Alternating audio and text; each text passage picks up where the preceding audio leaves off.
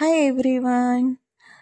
सकाळी रेडी होऊन मी आता काही वेळातच ड्युटीला पोहोचले आहे आणि आता पेशंट यायला देखील सुरुवात होत आहे. तर आजचा व्हिडिओ काय स्पेशल असणार आहे बघूया. आजार आहे ज्याचं नाव लेप्रसी आहे, कुष्ठरोग. पण अजूनही येतात त्याचे पेशंट्स?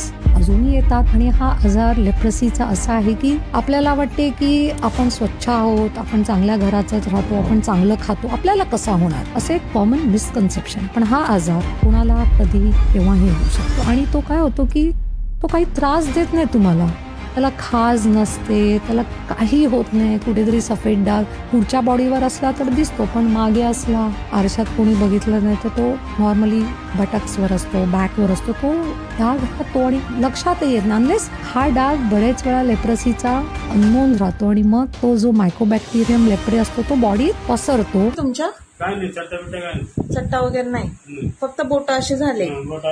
त्याला काही दुखतात वगैरे का बोट? हा, जसं का दुखतात जरा, नाही लवत नाही जरा. हो ना, ठीक आहे. तुमचा मुलगा असेल ना तर चांगलीच गोष्ट आहे.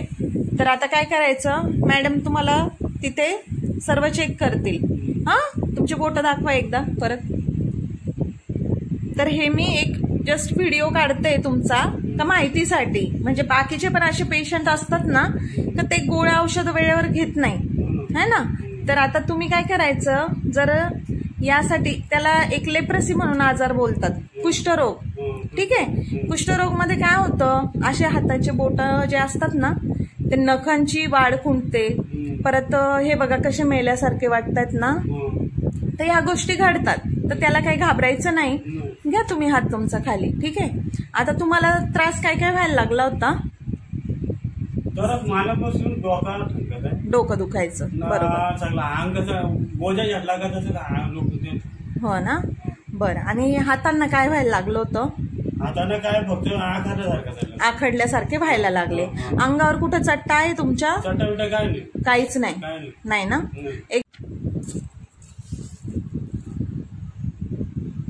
त्रास दिसतोय. म्हणजे जसे लस मारले. हो ना. नाही, ते लसचे परिणाम नाही बाबा. काही वेळा काय असतं का, आपल्याकडे आहेत काही पेशंट, एकमेकांचं इन्फेक्शन म्हणा किंवा एकमेकांमुळे एक संसर्ग होऊ शकतो. हा, तर काही घाबरण्यासारखं काही नाहीये एवढं. फक्त तुम्ही गोळ्या न चुकता घ्यायच्या. मॅडमला मी तुम्हाला एक चिठ्ठी बनवून देते, तुम्ही तिथे जाऊन सगळं व्यवस्थित चेकअप करून घ्या. आणि फक्त जर तुमच्या गोळ्या वगैरे संपत आल्या तर आम्हाला लवकर सांगायचं, म्हणजे आम्ही तुम्हाला त्या पोच करू.